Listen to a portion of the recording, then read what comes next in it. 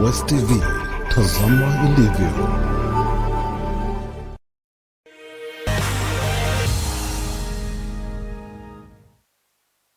Morning, dear viewer. You are welcome on the Morning Scoop. This Tuesday we go agri. We want to go into the farms and look at what's happening there, but not every farm, a specific farm.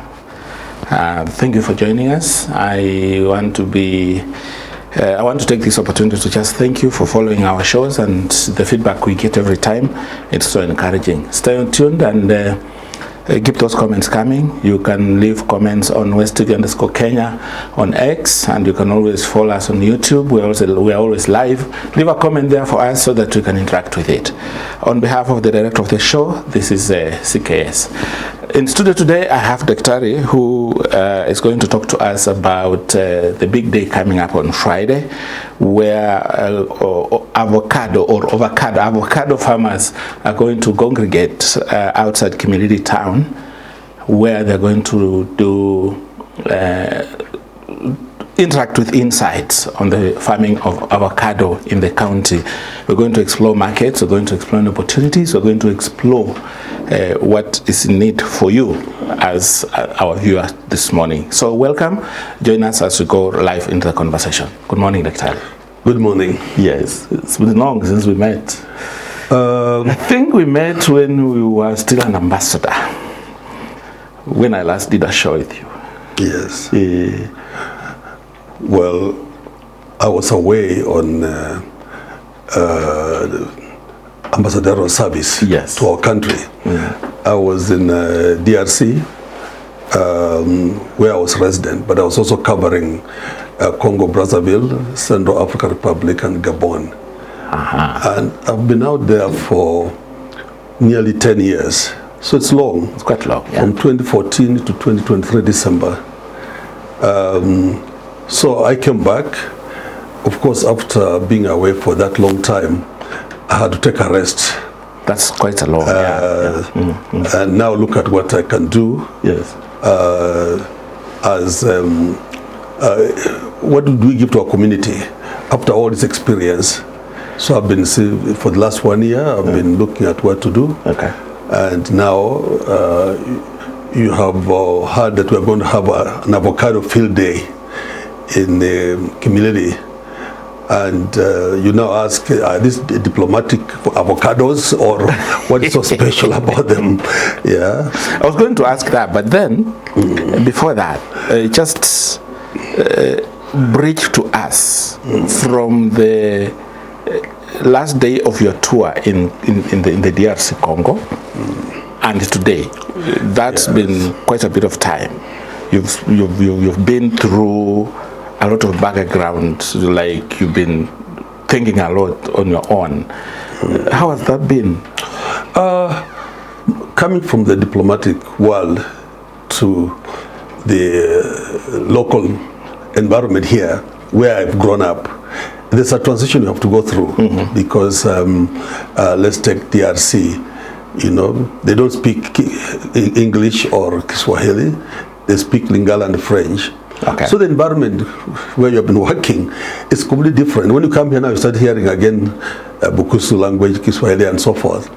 Yeah. So being away from home has a way of also drifting you away from some of the things that you used to do. Yeah. So since I came back, I've been trying to relate what I saw out there. What experiences have I had from down there that I can come and apply here?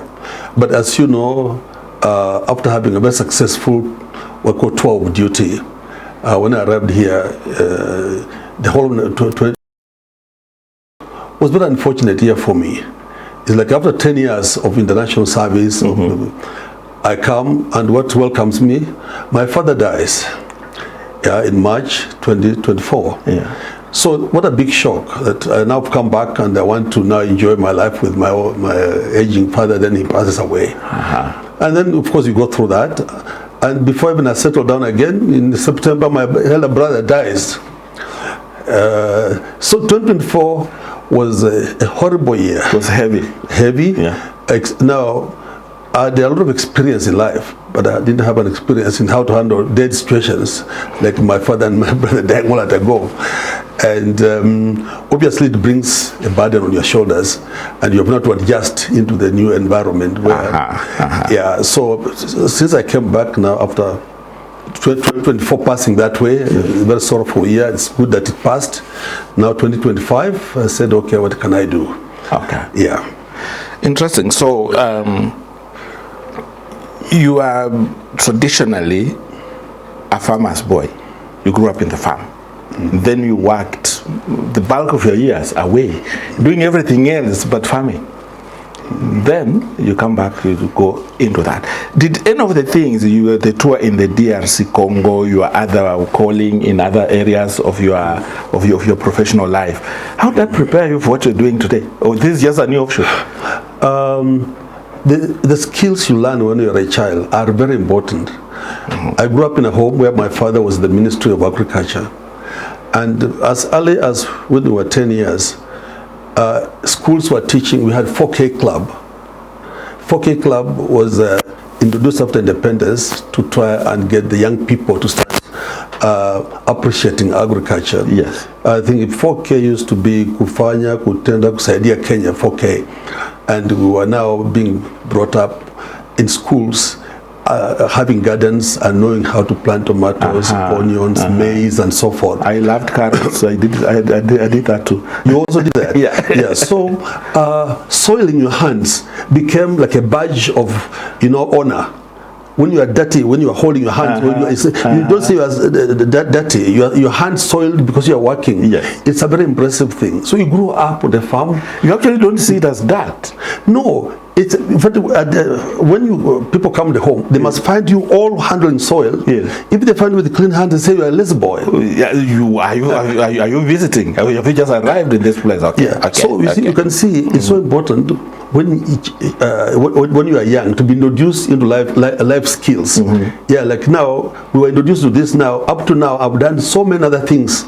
But in my old age, I'm coming back, falling back on what I did when I was young. I did it very well. Okay. And now I say I can. But in DRC, we had a problem. DRC had the largest arable land in the world. They're saying that 6 million acres of land. But it's mostly forests. And they buy food from Zambia. Zambia supplies maize to DRC. We just cross the border, close it for one day. Then Congo will be starving because they don't plant anything. So you realize that food is so important to a country. It doesn't matter whether you have minerals or not, but if you don't have food, you'll be forced to buy from the neighbor. Yes. Yeah, so we realize that agriculture is still so important. So when I came back, I said, now, the experience I have, I've seen out there the farming, and also I know how the world is moving. I should bring this experience back to my people and see how we can improve on the economy of our community. Okay. Well, you working as a diplomat gives you a privileged position as an influencer. So is that what you're applying to do the Kimilili event? Yeah. As you see, there have been a lot of complaints. Last year, the Gen Zs came up opposing the financial bill, saying that, the economy is so bad, food has gone up, everything has gone up, and now the young people feel things are going very bad. Now, when we come home here, you find there are a lot of passing blames. The economy of Western is spoiled because of so and so, because of so and so. People just want to blame each other for nothing. As a leader, you must identify what people come with the complaints about the economy is bad. You as a leader, what do? You don't come to a radio station and start now complaining about the government, how the government is not doing this, you as a leader, how are you providing leadership? Your people. When the Jews were in Egypt and the conditions were bad, Moses said, let's move and go to the promised land. Yes. He didn't sit there complaining that, the Egyptians are... No, you have to take a decision. Where do you take your people? They are complaining that here, now life is so bad. Yes. How do you... So now, as a leader, you say, fine. how do we transition our people from what they have been doing? Yes. We have been planting sugarcane, we've been planting maize, Yes. and that's what we've been doing all through. And it's turning out that these two crops are very impoverishing. People are impoverished. You no longer make a profit out of it. The gains are like short term. Short term. They tend to propagate poverty more than establishing people. Yeah, because grains, first, all farm inputs are priced. If you go for fertilizer, it's priced. A tractor to plow for you, petrol, and everything is priced. Even labor. Labor is priced. But when you come to sell maize, there's not priced. You go through all that, but when you come with your maize, Yes. brokers come and say, Ben buy sana 1,500 per bag, Yeah. or 2,000. So now maize is like both a food crop and a cash crop. Yes. You can't use it in these hard times. So as a leader, you have to look at how do we move away from these two crops we have grown up on. Yes. And it has become our culture. If people come to your home and they don't say granary, they'll say this home they're starving. Yeah. But now that's not the issue. That's not the case. We have to look at what makes money for you so that you have money to buy food. You don't have to say you must have. You must do maize. Yeah. You can always buy maize. You can always buy any other food you want. So for me, as a leader, I can't come to the station here to blame the leaders who have caused these problems. I can't come here to blame the government for not taking care of the Bungoma people. We as leaders, what are we doing to get our people out of this? So the initiative, you have to take the first initiative. Yes. Then the question is, why avocado? Why not bananas? Why not coffee? Why not any other thing? Why avocado? That's a very good question.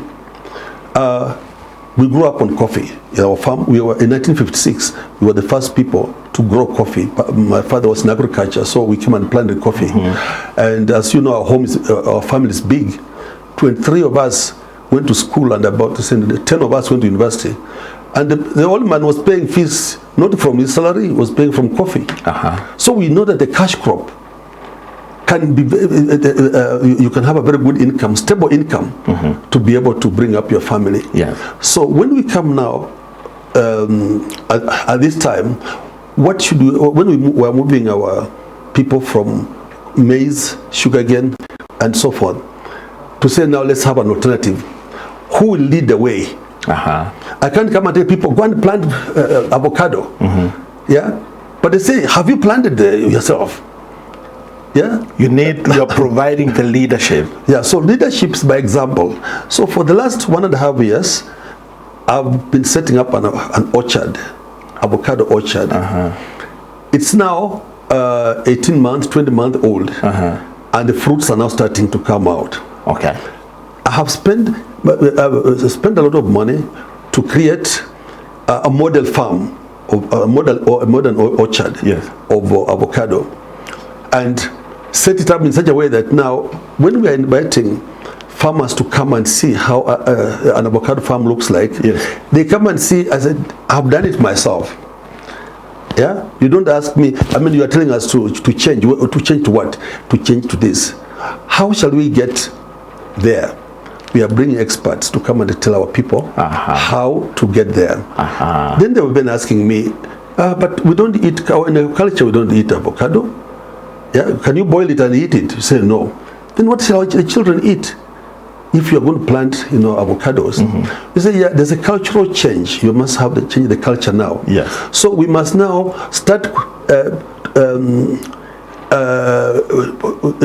getting our people to anticipate a cultural change in terms of the food, in terms of how the shamba looks like. You see, we are used to, when you see the maize, even you say, well, when was the child born? You say, when the maize was like this.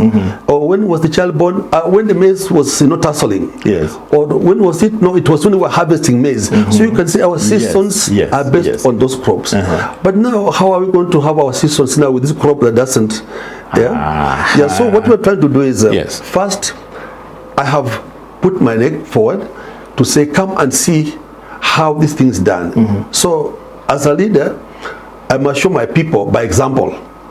And now that's what we are doing on Friday, to bring the farmers to come and see how this is being done, and then to tell them how they're going to make money out of this. We are being told, they are even asking, it's 30 months, it takes 30 months before the first fruits come, you start selling. In this 30 months, what will the family be eating? Again, we are suggesting mitigation measures that will enable the farmers to be able to... You don't intercrop with anything else? After about 30 months, then you can start intercropping. You don't need a crop, you can put cattle, you can put chicken, you can put goats. And even beehives, by the way. Beehives are... Avocado are huge in pollen. I have 12 beehives, because to get the fruits, bees must come and pollinate. Yes. So I have to keep 12 very busy bees. They don't go on strike. They are all there. I put water there for them. They go pollinating the flowers. That's why I have a very good harvest. Not harvest, but the fruits are coming up, and the bees are doing a very, very good work. Okay. Yeah. So it's Western problems or Bungoma problems. We must have Bungoma solutions, and the solutions from people who have grown up here, who can know we have been on this route. Now we want to go on this route. That's what we're trying to get our people to move from this to the other without being afraid that we don't want to take them where they don't know where they're going. At some point, the fear of the unknown. But then I asked you why avocado, not bananas. Okay. Because bananas sometimes give us instant food.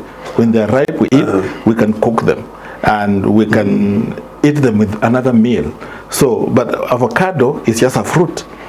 Correct. Yeah. Now, on that one, that's a very valid point. The thing is that bananas, the market is not there. When they ripen, you either eat them or they get spoiled. Yes. Or the birds will be easy enjoying the fruits on them. Yeah. Avocado is a cash crop. You can export it.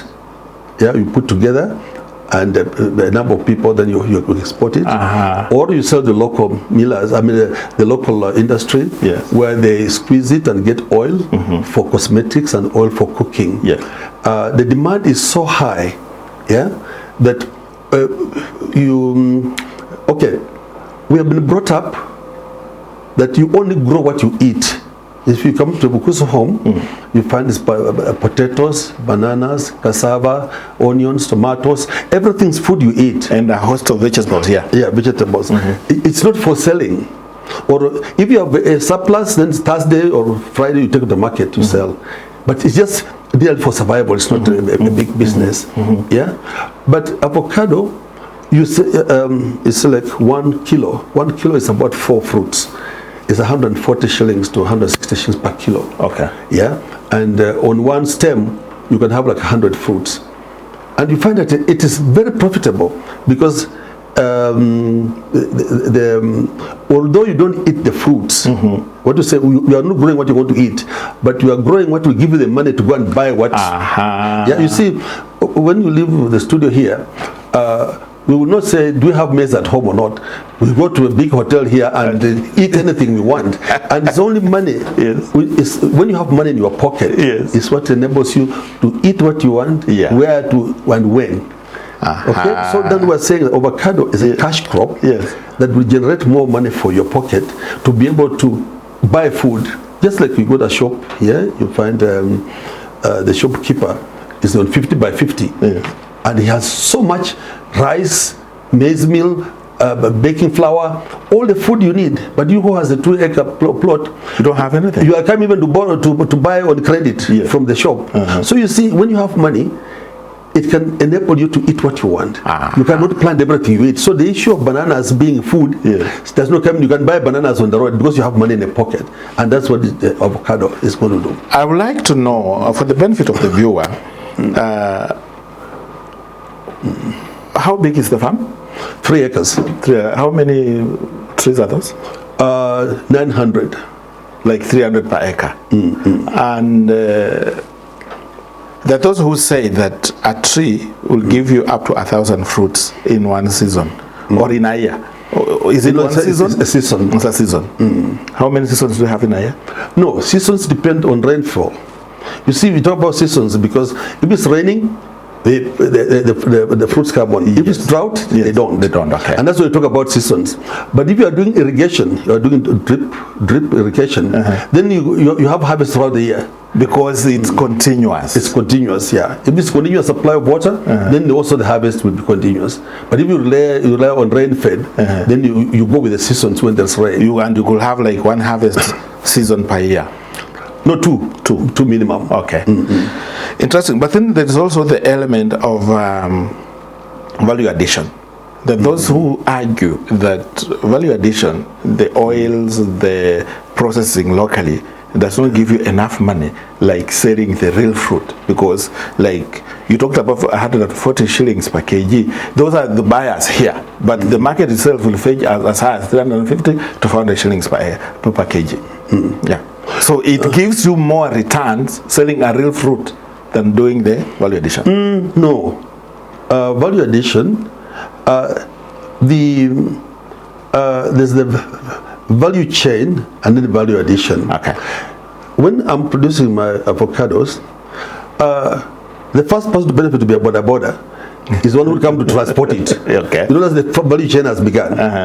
And then you now do the packing, and then you have to send it to the to the factory. Yeah, that's another value chain. And when you reach the factory, now they produce the oil and them. So you as a farmer, you are looking at what we call farm gate pricing. You get paid at your gate, so that the risk of carrying these things. What happens after that? Yeah. You are not there. You have seen sugarcane.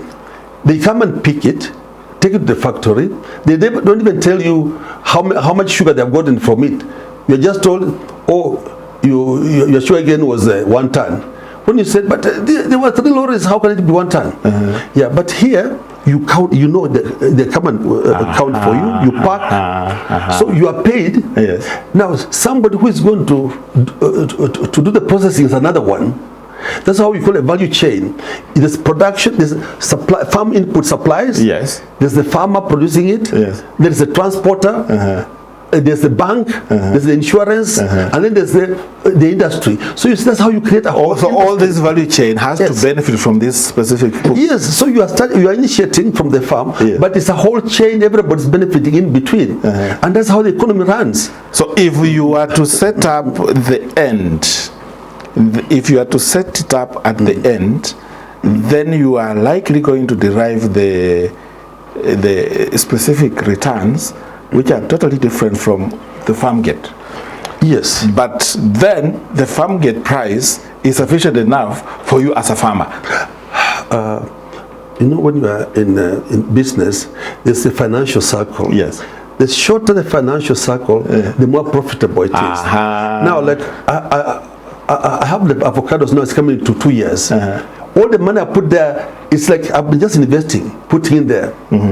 Now, if I have now again to go and sell this myself, it will come to like 3 years. So the money which I've tied in there will not come out. But when you sell at the gate, you get your money, bulk money quickly. Then you're able to do more other things. And then the logistical costs, insurance, and so forth, that financing will now be on somebody else. So we should accept, we should not think that middlemen are bad. No, middlemen are part of the value chain to move your production to where consumption is. Yes, that's interesting. So what specific cutting-edge farming techniques will be the attendees be demonstrated to on the 14th? No, we have the agronomists who are coming to now talk about the different types of avocado. Like the one we have is the Hass avocado.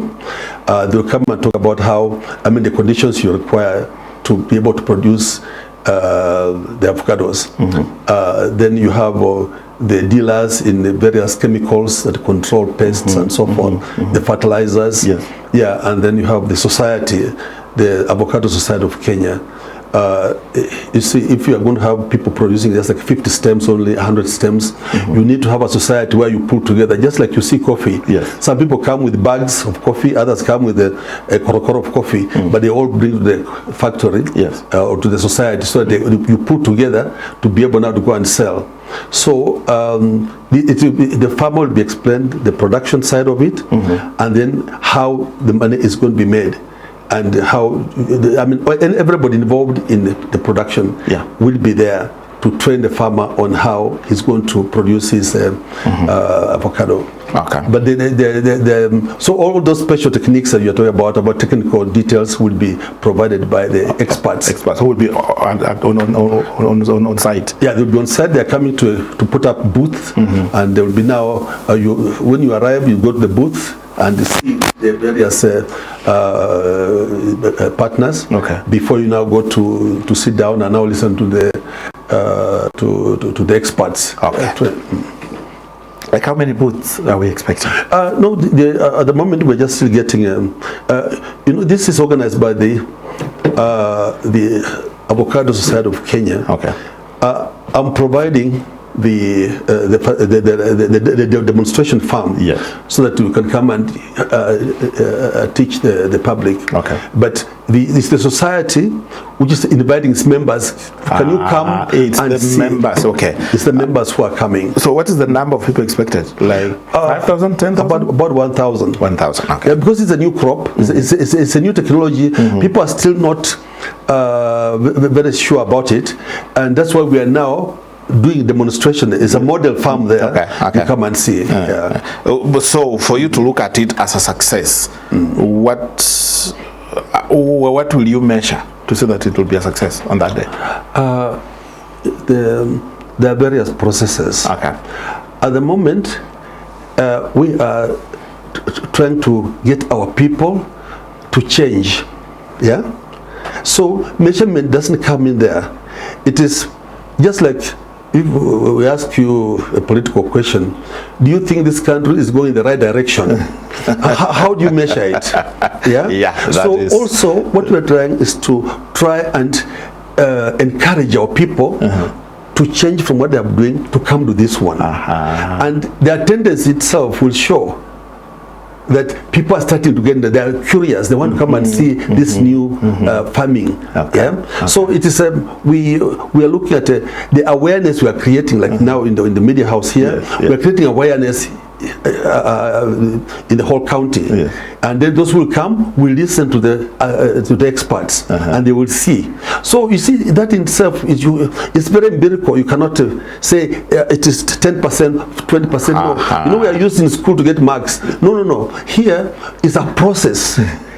So we can measure it after 1 year. How many farmers will have now asked to plant the first. Now after 1 year, we're now looking at how many people have taken interest. But otherwise, putting a marking scheme now, no, that one is it won't work. You see, we come from a culture where we produce for eating. And that was embedded in our childhood. When we were growing up, we were given fruits to eat. We were given bananas to eat. We were given whatever we were given. Even when we were given money, go and buy. So we grew up in a consumer culture. We were not engineered to produce. We thought that the production is done by our parents. But on our scale, we were supposed to be consuming. And it became too late. We became parents and we thought we would continue consuming instead of producing. That culture has not changed. No. I don't know whether you've experienced that and what kind of adapting the community should do. What you've described is what we call peasant or subsistence capitalism. The only factor you have is your stomach. Whatever you get, you put in here. You go and buy bananas, you eat. Go and buy, you eat. And once you put in the stomach, it's finished. You never get the product out. What you get, you don't want to look at it. So what you're saying is subsistence and peasant capitalism is what is contributing towards the poverty of our people, of what you eat only. But we're looking at now what you produce, what you're going to sell and get money in your pocket, which will enable you now to buy a lot of other things which you cannot make yourself. So that is, you see the difference? Yes, I do. That when you invest in cash, I mean, it's agribusiness now. It's an agribusiness. It's not a hobby. It's now a real business. You're going to get money from it. then that's what's now provides a take-off point for our community.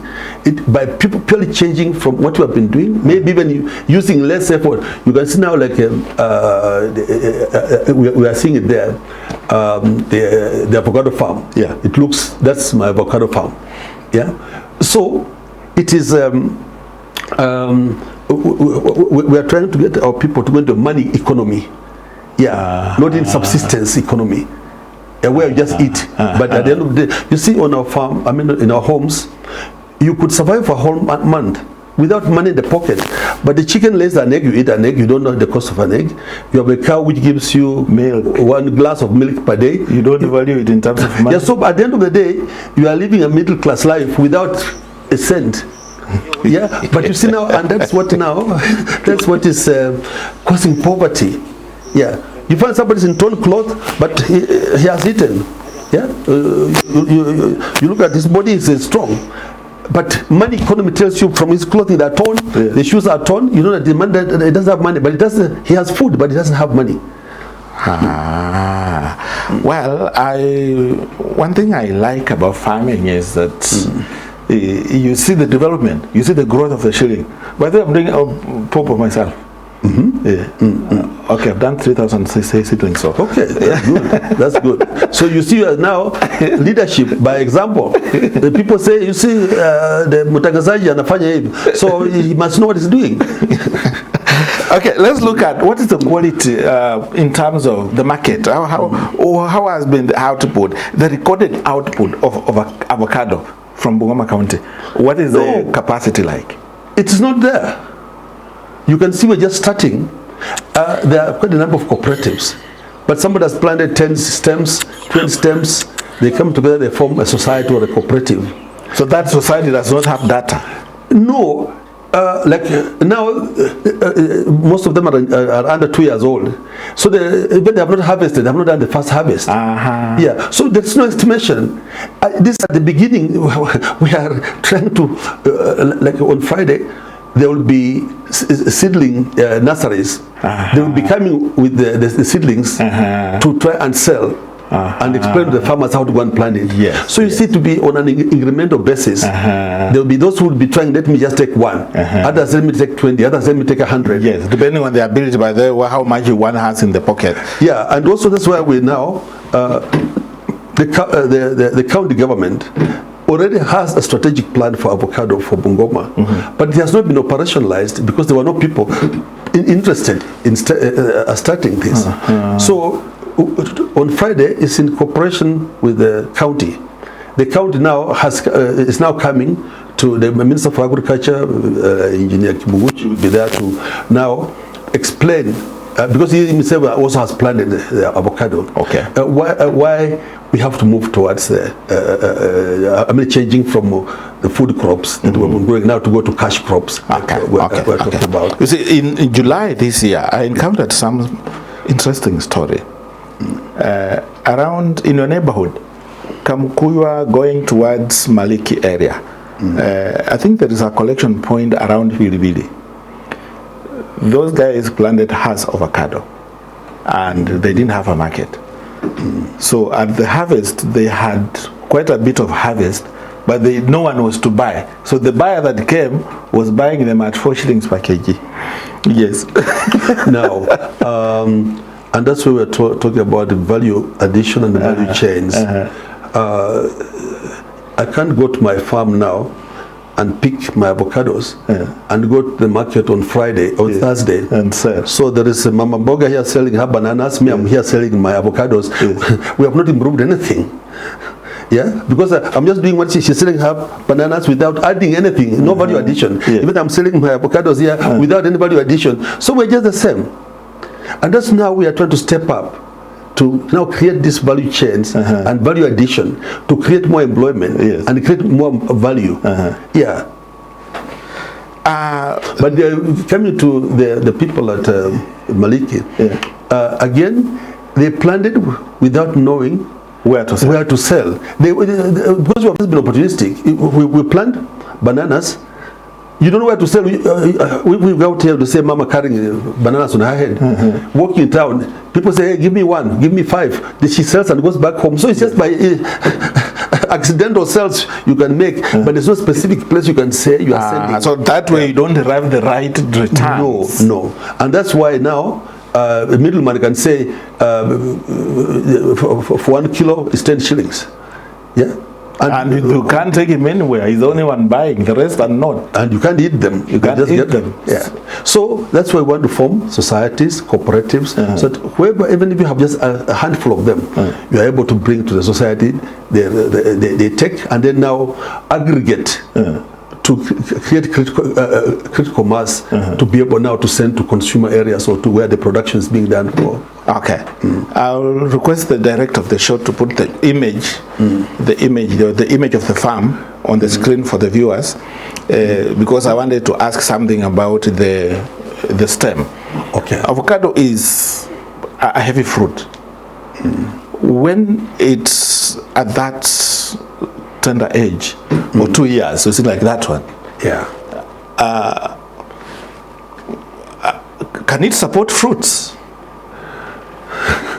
As in, how many will there be on that tree? I think 5, and it will be falling down. Tell me a bit about the type and the quality that we're expecting.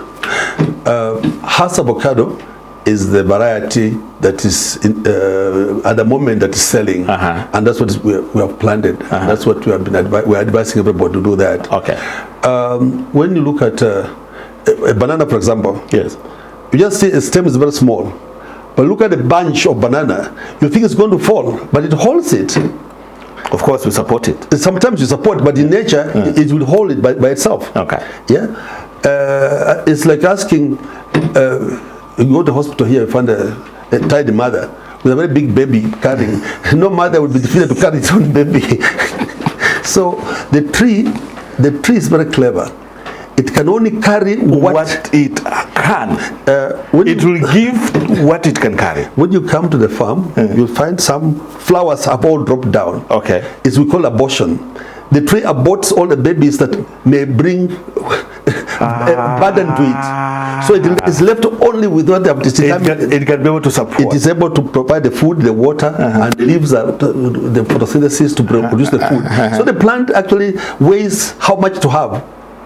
On its own. On its own. If it sees it's dry, there might be no water. It drops. It aborts all the fruits because it's looking at the next rain season for it.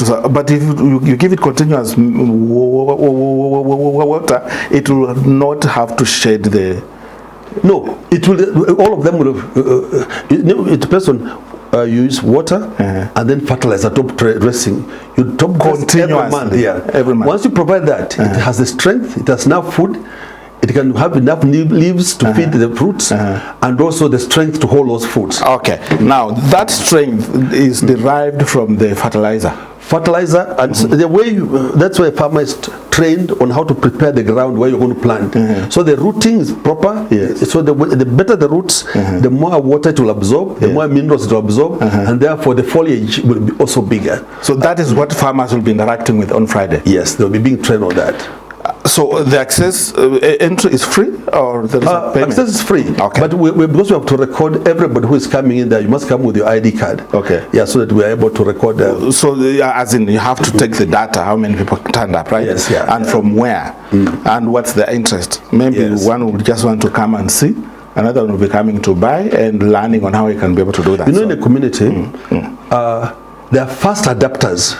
There are people who say the first thing that the first one to try it. They're got the fast adapters. Yes. There are others who wait when they see you have done it, then they come. They also me too. They also come to do it. Yes. There are others who wait until everything has been done. Then that's when they come on. So in the community, you have those variety of people. There are those who are just coming to watch and say, this one we don't think it will work. The next year they'll come and find it's ripe, and the lorries are coming to pick the fruits. Then they say, no, I must also go and plant. But the others who will sit on Friday, from there they are buying seedlings and are going to plant. So, and ours is to keep the motivation and recruit more and more farmers. So that, let's say in the next 5 years, then you'll be asking me, how many farmers in Bungoma, how many tons of avocado are you producing? Okay. Because they will have planted, we will be now harvesting. That's when you can now evaluate. Okay. You see, there is the fear that large-scale farmers will be able to overshadow small-scale farmers. That's why societies become prominent. You are advocating for people to join societies. Yeah, that will cushion all the participants because they'll belong to a specific society. But then there's that fear that I can only have 1 or 2 trees. I don't want to go there. I don't want to belong there. If someone is thinking like that, what is your message? Choices have consequences. Okay. If you choose to have not to join a society, you will now choose how you're going to sell your fruits. You'll go with Mama Mboga to sell it on the market, and people not buy. Then they just rot there. Yeah. And also, we are not all financially the same. There are people who can afford more, others who can only afford little. Yes. And everybody accepts his level. You cannot say these large farmers are dominating, then the small farmers. Even a small farmer will also hope to grow and become big. Okay. Yeah, you cannot slow down the big farmers. Look, you are dominating us. There's no domination there. Just like you have a bicycle, another one a motorbike, another one a tuk-tuk, another one a big car. Yeah. But we are all moving at our own level. Yes. Yeah, so there's no domination. Everybody chooses his level and works to climb up. How is the event going to tackle the challenges of certified seeds? You see, the Hass avocado, the seedlings are certified because they are doing what do you call they are doing how to explain this? Crafting? Yeah, the crafting. That is the society and the agronomists and so forth are involved in this to make sure that they are giving us the type which is has been approved scientifically. Yeah, that it doesn't have any immediate or delayed damage to the body. Okay. Yeah. So this one is, as you can see, it's we are doing it in the public. It's national. If you go to Muranga, that's the headquarters of avocados. Yeah. So they have developed these things that when you are buying the seeds to come and plant, they are certified, and you don't have to worry about if there is going to be any damage. Okay. Maybe the only damage is that if you buy it, then obviously that damage is self-inflicted. Yes. You cannot say that you are it has been caused by the avocado. And then there is the element of lowlands and highlands. A tree is a tree is a tree, but they have to perform differently in different locations. How is that with the avocado trees? Like every crop, it is every crop is it depends on altitude and latitude. You have seen this. Let's look at maize. So when you go to Busia, you find it's Katumani. Yeah, but when you go to Kitale, you have the tall. The hybrids, as you come through Chwele, Kimilili, going up, as the altitude goes up, then varieties also change. You cannot take the maize you grow in Busia to go and grow in Kitale. It can't. It won't. So the research has been done. The zoning, the ecological zones. This zone will be this type. This zone will be this type for maximum productivity. But they are all Hass avocado. They are all Hass avocado. There are other brands. I mean, there are other varieties. But for us, we're talking about Hass because that's what. Okay. Then there is the non-negotiable minimums for a farmer to achieve in order to sell at the global market. For volumes to be achieved, 3 acres is what you need to have to be able to create value. But if you have only less than an acre, then you see the farmers, that's why you're coming together as a cooperative. So you come together, even if you have a half an acre, another one, 1 acre, another one, you come together, then you have the economies of scale.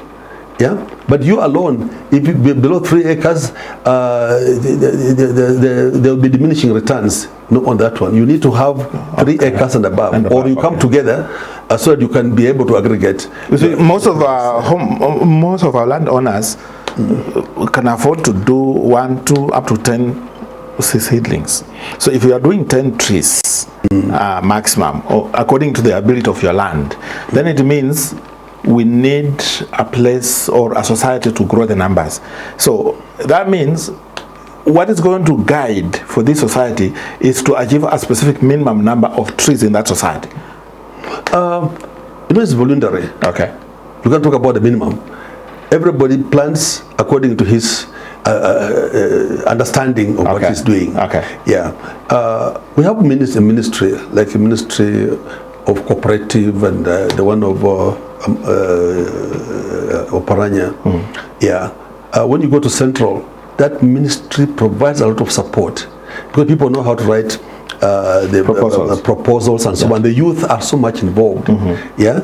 But with us this way, we still, although we have the strategic plan for avocado in the county, the youth are not very much involved. They're also writing proposals, there's nobody doing it for them. Okay. So what you're saying is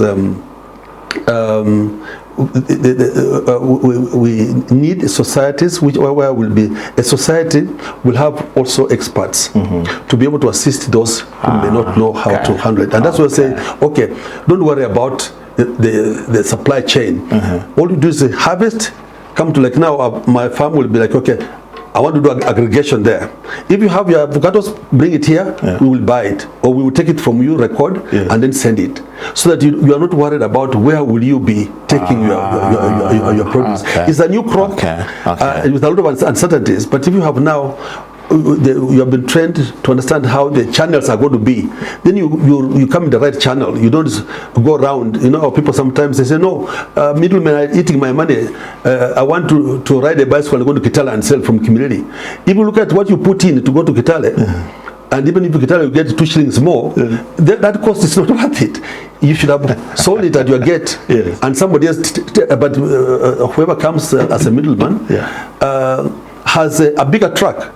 So he carries more, he buys from more people. Than you who is taking a small parcel, hoping to go and make an extra shilling far away from your farm. Which is not very commensurate. Now, there is the element of post-harvest handling. We've seen that with maize. Many farmers losing out. Even coffee. Do we anticipate that in the avocado? Maize is different. Post-harvest, you can see you have to first put the stacks, food, to dry. And then from there, you have now to carry it to the store. Then in the store, you have to keep it there for a few months. So this chain introduces losses.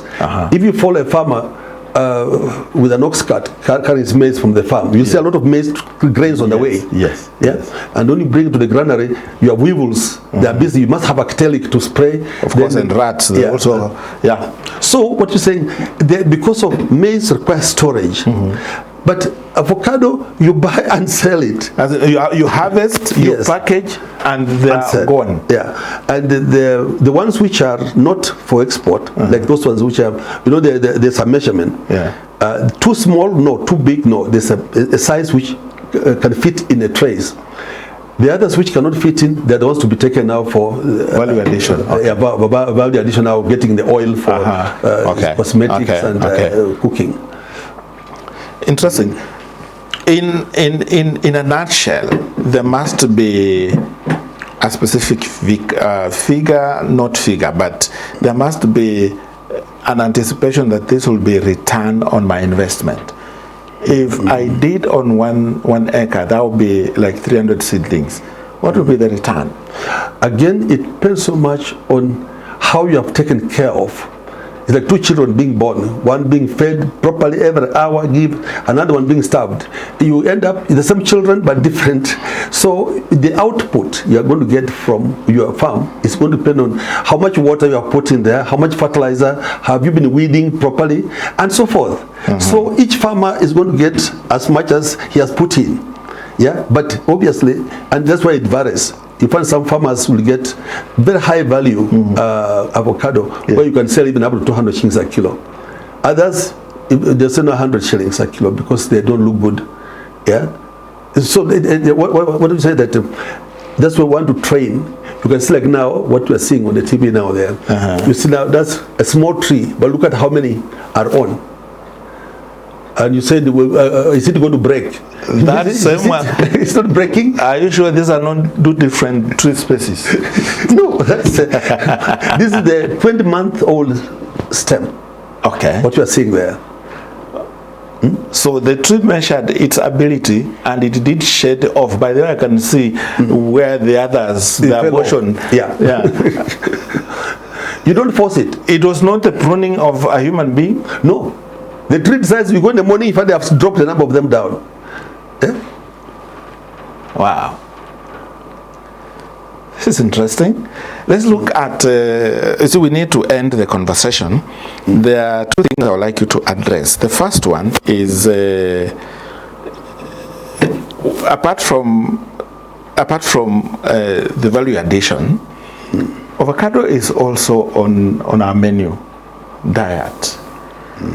How much of it do we consume, or are we supposed to consume? Are we anticipating to consume as fruits? Because if you have a tree giving us 100, for example, out of that 100, how many do we look forward to end up on our dining? And what is the recommended? We're saying that this is a cash crop. Okay. It's not really a food crop that's going to end up on our dishes. So it's entirely cash? No. Those of us who have our palates have been to hotels, high-class hotels where they give you avocado. You know how to eat avocado as a food. Okay. But the majority of the people will not look at it as food. They're looking at it as generating income, so they can use that income to buy. Yeah. So the culture is going to change. You know, food is culture. Food is what your mother taught you, showed you as food. If your mother never gave you something, even if you see it, you would say, no, this one, I don't know it. Avocado is not one of those things that our mother has fed us on.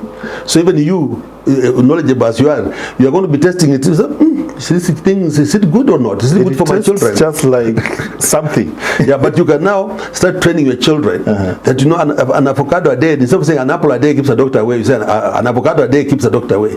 You see, you start developing now new experiences around the avocado. Then that's how it will grow. Just like coffee. You see, most of us grow coffee, but we don't take it. We take tea instead. That is, when it says it's a coffee break, they're going to take tea. But it's a coffee break. It only gives us a name and an excuse to break. Yes, yeah. I'm trying to imagine how long will it take for farmers in Bungoma or Western Kenya region, for that matter, to adapt to the new direction? It is going to be cooperation between many agencies. It's like the county government. The governor has organized the strategic plan on avocado, which was supported by the USAID. It's written how to do all these things. It's there. But there were no people, the farmers who offered themselves to come and say, can we go and do it? Okay. Yeah. So you can see that the county government is involved at policy level to formulate the policies through strategic plans, and then also to support the farmer. What we call policy support of the farmer. Yeah. Then we have individual organizations that deal with inputs, that deals with the seedlings and so forth, who will also have to again sensitize the community on where we should plant the avocados. And then we have now the value chain, the transporters, the financials, the banks. It's like now you want to put 300. At the moment, what you are seeing, I bought at 450 shillings per stem. It's very expensive. No, are banks willing to lend you money to be able to buy? Yeah, and then when you're harvesting, you pay back. That's how banks like Cooperative Bank and so forth work. And that's how this ministry, the Ministry of Cooperative, will help those who want to plant to have good terms on which to also start. Okay. Yeah, so you can see many people have been involved, but the most important was creating public awareness, like we're doing now. Yeah. To start waking up our people that this change is coming. Yeah. Don't say, oh, we are spoiling our culture, we are not growing maize, we are not growing this is strange crops, Yes. Our children are not eating ugali, they are going to be weak. No. Say they will even eat better ugali because they'll have money. Our saying now is that pesa mkononi. Yes. As you sell 1 kilo, you have pesa mkononi. Yeah. So you can do anything. Now in use this that world. pesa, your children will eat any Yes. food they want. Not that what you're getting from your granary with weevils and so forth. There's that thing, one thing you like to say to the viewer. If there's that one thing, just take your time. Don't be measured. Something you like to say to the farmer, to the viewer about this event on the 14th, and then the entire value chain of avocado as we conclude. We're coming back to leadership. A good leader, or biblically, a good shepherd takes his flock to the best grass and to clean water so the flock can grow. And the same thing with leadership in our community. Leaders should be able to lead our people to more, because what is the objective of leadership? The objective of leadership is to enable your people for material growth. Yes. Yeah. Every comfort comes with material. You have material growth, and what we're doing now is to tell our people what we have been doing is good, but there are better ways of using our resources that will give us now better returns to improve our livelihood. And that will be for a leader, that will be his best moment, that I found my people at this level. Now the GDP has grown up to this. Yeah, so what we are doing is not trying to change our customs or our culture. We are saying that the world is changing, and we must also change with the world to be able to fit in. Otherwise, if we continue with our peasant the subsistence economy, we will get other countries will be growing up, they will be going down. Yeah. And so what I'm asking of people is to spare time to come to Luhuna farm, at my home, to come and see these changes. In fact, even we want to say next year is a circumcision season. Yeah, we want to name that thing as Avocado. so that our community adapts this thing into our language and our culture, so that avocado becomes something we can talk about. Yeah, so you can see how we are trying to even bring into the culture of our people. Yeah, and the media and should be able to now sensitize our community to change quickly. You know, sometimes our people stick to things for too long. So when other parts of the country have changed, then we say, oh, we are marginalized, or you see, we are left behind. No, it's leadership. Leadership, we must be, we must have, you have to make a prophet, must be prophetic. Tell your people, the future is going to be like this. Yeah, and that's what we are telling them, that the future of avocado is going to play a big role in our economy and in our growth. Thank you. That's interesting. There is a question someone is asking. Before let's take the director's show, the director's minute for you to respond to that. Organic fertilizer, is that what you're using? And what if one uses organic fertilizer? Will it have any difference in the planning of the avocado? You see, organic fertilizer depends so much on the material you have used for the organic. So when you're talking about organic fertilizer, maybe you're talking about cow dung. Now, where are the cows these days, so you can have a big mountain of cow dung which you can use as organic? Two, any vegetable matter which you have put together to rot, and then you can use that as, and that one's, yes, it's okay. It provides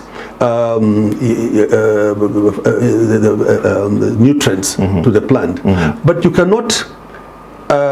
cannot be sure at what rate is releasing that. You know, if you put organic manure now in your plant, it may be available to it next year. That's, of course, it's going to some rot. of them who put it at a stage where it's not useful to the plant. It's not useful. So you do when you are digging the holes, Yes. preparing to plant. That's where you can put it in there. So as the plant grows, it's also releasing now the nutrients. But if the plant is already grown, Yes. you put it there, it will take too long. But the inorganic fertilizer is measured. You know, you put it there, and how much is it going to be absorbed by the tree? And that's why it's measurable. That's why you're using the inorganic. And the breeding of these varieties have been based on inorganic. But when you have organic also, you can fertilize your farm with it. But in terms of a measurement on how effective the fertilizer is going to be. And the level of nutrients delivered. Yes. Okay. Thank you so much, Dr. for finding time to come to talk to us. Okay, thank you for hosting I me. want to be in that farm on Friday, very early in the morning, to learn too, because sometimes you never know. No, we welcome everybody who has been watching this Kipindi to come and see for themselves what we're doing. Okay. Thank you. Interesting. Thank you so much for watching, and as I requested you earlier on, whenever you're on our social media, please leave a comment, talk to us, share with us your experience with how the show has inspired or helped you. We're on X at WestTV_Kenya, Facebook is West TV. You can always follow me at Mr. Kitui Kwasimiti on my Facebook page. You can always leave a comment. We are on Instagram, we are on Twitter, we are on X. So every time we are on what we call TikTok, we are there. So we are everywhere. Wherever you're on social media, leave a comment, share your experiences, so that we can be able to bring you on the show in our next conversations. See you next week on Tuesday. On behalf of Kelvin Kibet, this is CKS. Thank you.